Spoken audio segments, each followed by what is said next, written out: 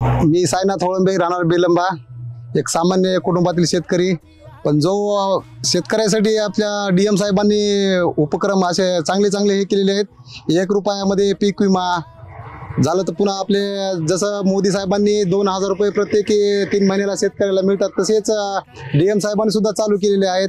याच्या आधी महाराष्ट्रात भरपूर कृषी मंत्री होऊन गेले, देशाचे कृषी मंत्री होऊन गेले. कुणाला आठवण झाली नाही त्याची की 1 रुपयामध्ये शेतकऱ्याला विमा द्यावा. पण आमच्या DM साहेबांनी, कारण ते सुद्धा एक शेतकरी कुटुंबातूनच वर गेलेले होते, म्हणून त्यांना शेतकऱ्याच्या व्यथा कथा सर्व माहीत होतं. शेतकऱ्याला काय अडचणी असतात काय नाही ते सर्व माहीत होतं. आमच्या गावामध्ये भरपूर विहिरी आलेल्या आहेत, 101 विहिरी आलेल्या आहेत. त्यातल्या 25-30 चालू आहेत, त्यात माझी एक चालूच आहे. पैसे मिळाले आहेत आणि मिळत राहतील. आणखीन साहेबांनी असं मागण त्याला विहीर, मागण त्याला सौर पंप, असे भरपूर योजना दिलेल्या आहेत.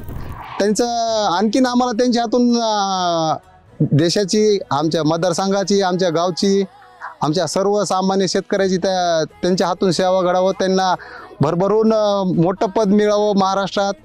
त्यांनी आणखीन डबल कृषी मंत्री व्हावं.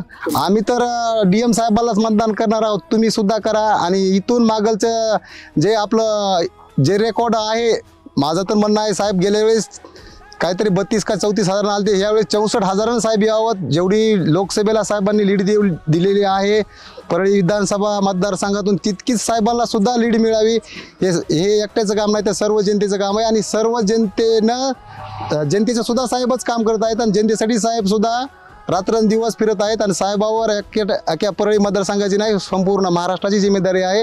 त्यांना परळी मतदारसंघात न अडकून ठेवतात, त्यांना महाराष्ट्रभर फिरण्यासाठी येथील मतदार बंधूंनी त्यांना सहकार्य करावं. बस एवढं बोलतो.